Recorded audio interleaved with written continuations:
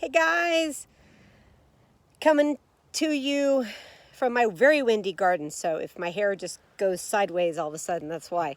Kind of windy here in California today. So anyway, week 5, Meisner, super interesting week. I will say that like when I went into the readings, I was kind of feeling, because last week with Stella Adler was so comfortable for me with my English background and the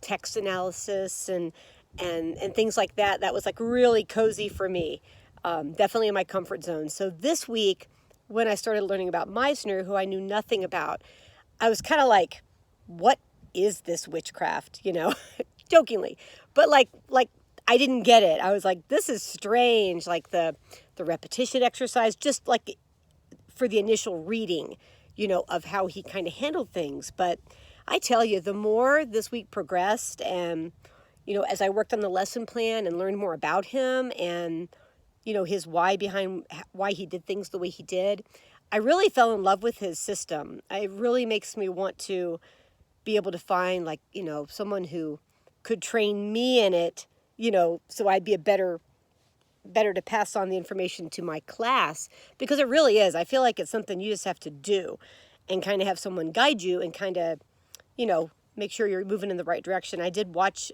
a lot of YouTube videos with some of the repetition exercise and the door exercise, and it was really fascinating, his whole idea.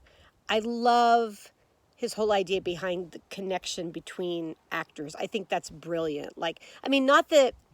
Not that Strasberg and Adler were not doing that, but just the focus on really simplifying things and choosing that one thing, right, to focus on. Like the most important thing is the connection you have with the fellow actor. Like I really love that, and the idea of that communion. And it reminded me of, in one of the first readings on the Moscow Art Theater, where the people who watched the show were blown away by the ensemble effect, how everyone was just so connected in the cast.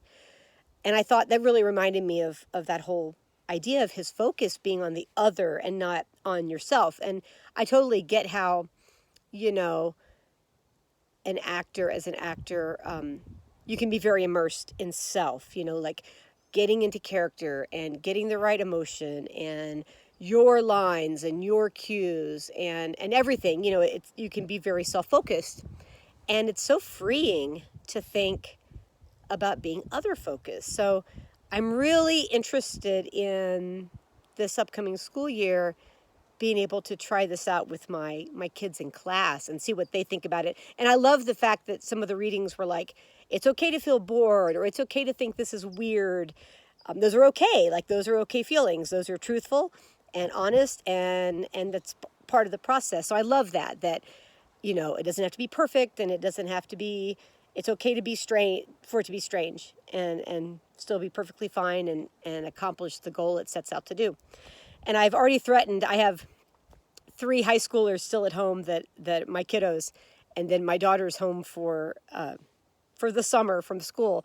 So I've already threatened that they're going to be my guinea pigs, and I'm going to try out the repetition exercise on them and some of the things from the lesson plan before I have to do it with my students at the class I teach. So anyway, very, very interesting week. Definitely want to learn more, and hopefully get to practice myself some of these exercises. So anyway, hope you guys enjoyed the week as much as I did, and I look forward to watching your videos. All right, bye.